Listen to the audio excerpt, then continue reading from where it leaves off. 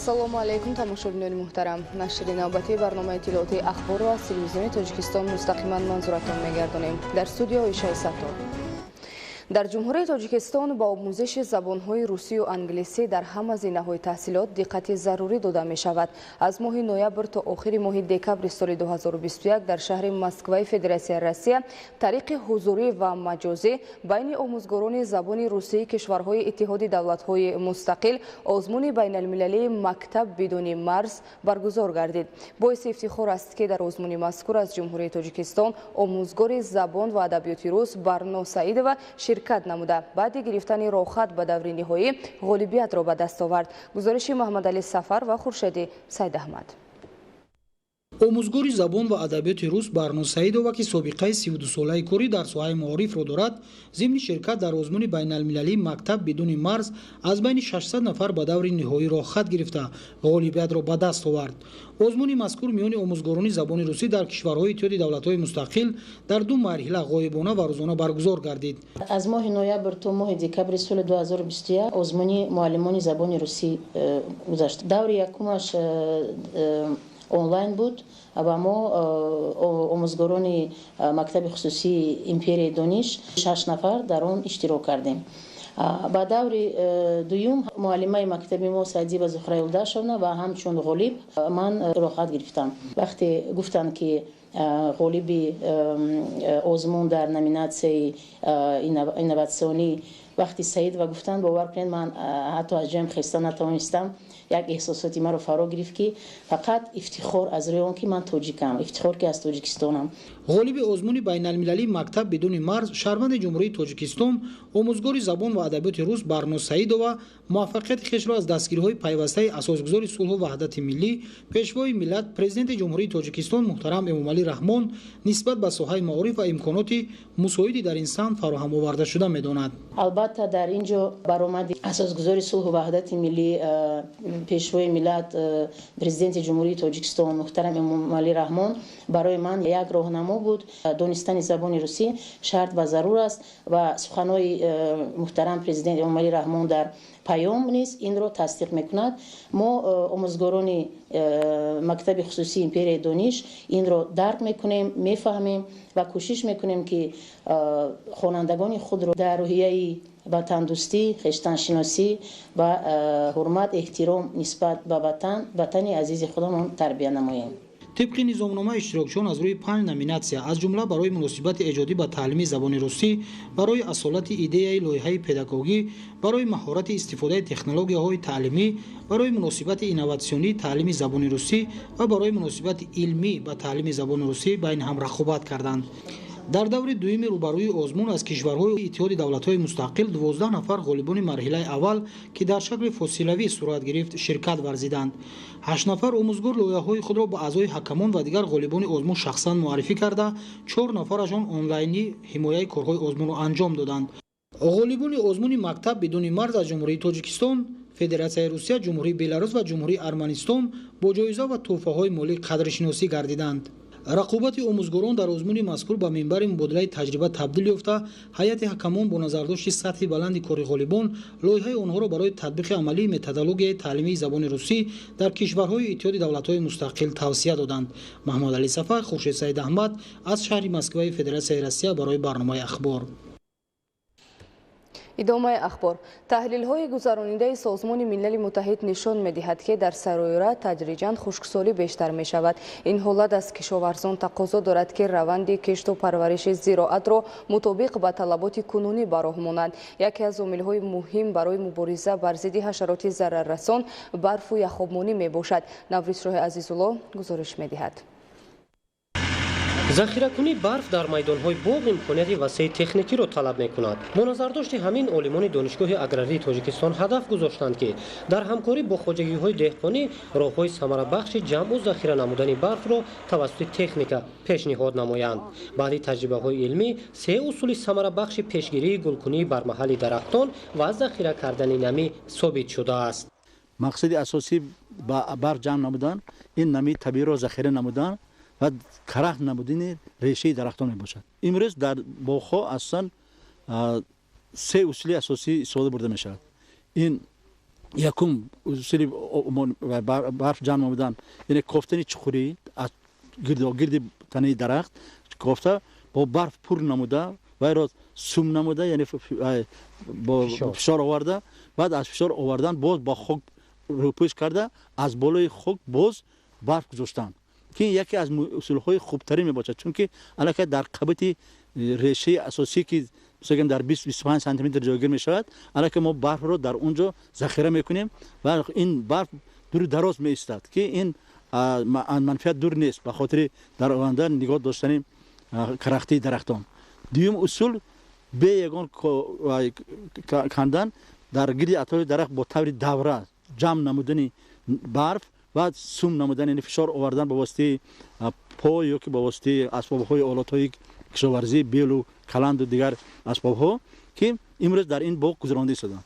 اصول سوم با واسطه برف پابیل کردن درخت تنه اطراف درختان یعنی برف رو با خاک آمیخته کرده در زیر درخت مونده بعد از اون از بالای اون برف پرتافته باز خسوی خشک یا که از موادهایی که نالازم هستند برای از آفتاب نگاه داشتن نمی استفاده بردن که هر سه همین اصول در باغ مذکور علیه استفاده برسد. در فصل زمستان در هر یک وادی برای گذراندن چنین تدبیرها امکانیت فراهم می شود.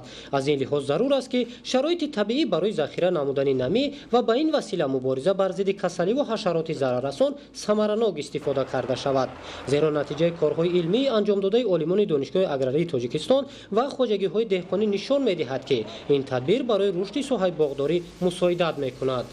دهقانانی که در للمی کار میکنند باغهایی که در للمی تاگزارهایی که در للمی است همه باید از این اصول برف تیپ کنی یا که برف سوم کنی و فرض کردیم برف پریس کردن استفاده برند چرا که نم خودش سال از سال کم شده است از همین استفاده بردن من توصیه میدادم. از دیگر عامل‌هایی که این شب و روز انجام دادن آن به منفعت هر یک باغ پرور ارزیابی می‌گردد یک خوابمانی و آبمانی ذخیروی میباشد.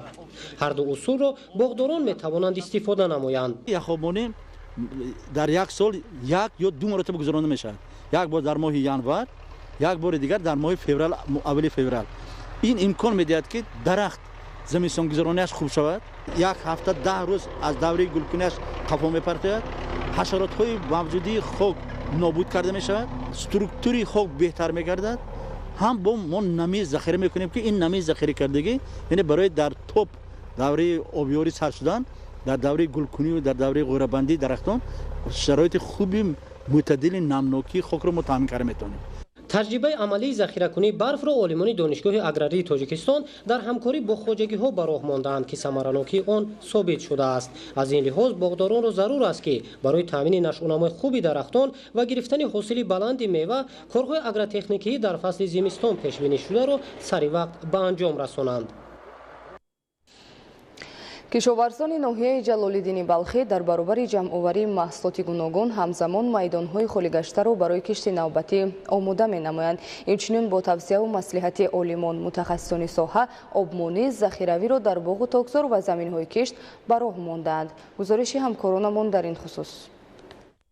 در ناحیه جلالالدین بلخی ساکنان با استفاده ثمرناک زمین‌های کارم آبی همساله در کشت اساسی و کشت تکراری زراعت‌ها حاصل فراوان محصولات را به دست آورده حصه ارزنده خود را در فراوانی بازار استعمالی می‌گذارند. به گفته مسئولین دستگیری‌های دولتی توسط تطبیق برنامه‌های گوناگون صاحبی که بهر رشد کشاورزی روانه گردیده است سال سال هوسمندی و مسئولیت برزگران را باز هم زیاد می‌نماید.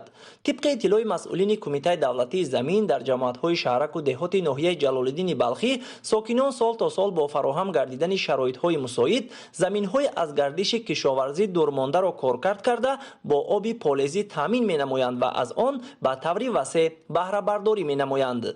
در ناحیه جلالالدین بلخی با فرمان پرزیدنت جمهوری سال 95-97 که به امضا رسیده بود دایدی تقسیماتی زمین‌های خواجگی لاوکی و رسون شخصی در ناحیه جلالالدین بلخی 1561 هکتار جدا شده است و آنها از طرف شهروندان ثمرناک و عاقلانه استفاده برده میشوند. ما همه وقت کوشش نموده استفاده با همون شهروندان واخوری میکنیم. باید که شهروندان در این قطعه زمین فقط محصولات خوراک کشت کنند و این اقدام عملی شده ایستاده است و دستگیری می‌یابد. امروزها در حدود ناحیه برخی از خوجگیداران و ساکنان از زمین‌های نزد حولیگی به جمع‌آوری یک چند نامگوی محصولات کشاورزی مشغول بوده، همزمان میدان‌های کشت شونده را برای مرحله نوبتی آماده می‌نمایند. در این برابر کشاورزان در همبستگی با متخصصان اداره دولتی بهداشت زمین و آبیاری ناحیه جهت شورشویی و آبمانی ذخیروی زمین‌های کشت شونده و باغ و تاکزار را انجام می‌دهند. با اطلاع مسئولین در ناحیه جلال‌الدین بلخی، خوجگیداران توسط جوی و کانال‌های خودجاری با آب پالزی تامین کرده می‌شوند. موافق نقشه تازه نمودن شبکه‌های آبیاری همگی با مقدار 37 کیلومتر یا با مقدار 90,000 کوب تا امروز ما با مقدار 20 کیلومتر توزیع کردیم که این 45,000 کوب رو تشکیل میداد. موافق نقشه 57% 60% میشود. مسئله زهبر و زهکشا باشد 60,000 کوب بود، 26 کیلومتر بود. تا امروز ما 24 کیلومتر توزیع کردیم و 60,000 کوب رو تشکیل میداد. مسئله محرک‌های نسازهای ایستگاه‌های آبکش باشد از 39 عدد تا امروز ما 30 عددش رو تعمیر کرده وصل کردیم. بنابراین مثال گرم اومدن آب و هوا از ما نسازها رو با کار تامین کردیم. در بسیاری موضوعهای ما نسازهای ما کار کرده است و به مردم از روی تحلیل و خلاصه عالمان و متخصصان در این موسم آبمانی ذخیروی و در روزهای سرد یخ آبمانی زمین‌های کره منفعت آور بوده، برابر بلند گردیدن سطح حاصلناکی خاک، همزمان هر گونه حشرات ضرررسان و تخم و ریشه علف‌های بیگانه را نابود می‌نماید. تورعلی صاحب نظر، پرویزی سفر برای برنامه اخبار. در ناحیه فرخار با رعایت تدبیرهای اگرotexنیکی رشد ساحه باغداری تأمین و نشاندادی 3 سالی آن سال از سال زیاد می‌گردد. در ناحیه کشاورزان از کارتوشکا پروری درآمدی خوب به دست می‌آورند. امسال موافق دورنما در ناحیه باید در میدان 110 گکتار کشت کارتوشکای بروقتی گذرانده شود. ادامه موضوع در گزارش سید جعفری محمدعلی و خورشید نادرخان. در ناحیه فرخار میدان عمومی باغ‌ها 1869 گکتار و تاکزار 3 گکتار را تشکیل می‌دهد. برای تامین رشد ساحه و زیاد نمودن نشانداد استحصال میوه، امروزها در خوجگی‌های باغپروری ناحیه در اساس توصیه متخصصان ساحه و رعایت تدبیرهای اگروتکنیکی به شکل ضروری میدان باغ‌ها و برای پیشگیری از تاثیر حشرات ضرررسان کارکرد درختان با محلول‌های کیمیایی ادامه دارد. با اندیشه متخصصان به شکل ضروری باغ‌ها در این دوره برای سبزش خوبی منبعد درختان و استحصال میوه خوش‌صفت مساعدت خواهد کرد. با این مقصد طبق نقشه چورابینی مقامات اجرایی دولتی و شعبه کشاورزی در هر یک دهات با اشتراک کشاورزان در موضوع کارکرد باغ‌ها مشورت آموزشی تشکیل کرده می شود. باغپروران ناحیه در برابر اجرای این تدبیر همزمان برای تامین ذخیره نمی و پیشگیری از سبزش برمحل درختان با سبب کمبارشی فصل زمستان امساله و تغییریابی اقلیم آبیاری میدان باغ‌ها را براه ماندند. برای ذخیره نمی میدان کشت غله و زمین‌های کشت پخته نیز آبیاری کرده می شود. در ناحیه با تشکیل مشورت‌های آموزشی برای عاقلانه و ثمرناک استفاده بردن هر یک قطعه زمین کرم آبی، شدگار زمین‌های کشت و کشت کارتوشکای بروقتی نیز در همه شکل‌های خوجگیداری وسعت گرفته از 110 گکتار دورنمای کشت کارتوشکا تا امروز در ناحیه در میدان زیاده از 70 گکتار با استفاده از تخمی‌های خوش‌صفت کشت کارتوشکا گذرانده شده است. برای کشت کارتوشکا گذرانده در حدود جماعت ما از ناحیه ماسشو 19 تن و 100 کیلوگرم تخمی کارتوشکا دسترس بوده آورده به خوجگی تقسیم. در خوجگی‌های دهات دهقان‌آباد، خراسان، ظفر و استقلال ناحیه کشت کارتوشکای بروقتی در مرحله انجامیابی قرار دارد. در جماعت دهات دهقان‌آباد موافق دورنما باید که زیاده از 3 گکتار زمین کشت کارتوشکا گذرانده شود. ما نیت داریم که امسال میدان کشت کارتوشکا را زیاد نماییم. در همه تشکیلات و مؤسسه‌های حدود جماعت کشت کارتوشکا رفته ایستاده است. در ناحیه برای وسیع نمودن میدان کشت زراعت‌های کشاورزی با ابتکار مقامات اجرایی دولتی از حساب تازه کردن زهکش‌های داخل خوجگی و برقرارسازی انشاءات آبرسانی در جماعت دهات ظفر و خوتن ناحیه قریب 1600 گکتار زمین‌های سالها به کار خوابیده از نو به گردش کشاورزی وارد کرده می‌شود که در این زمینه باز زیاده از 2000 نفر ساکنان دهات در ساحه کشاورزی به شغل فرا گرفته می‌شود. بینندگان گرامی، نشر نوبتی برنامه اطلاعاتی اخبار به انجام رسید. خیر، سلامت و سربلند باشید.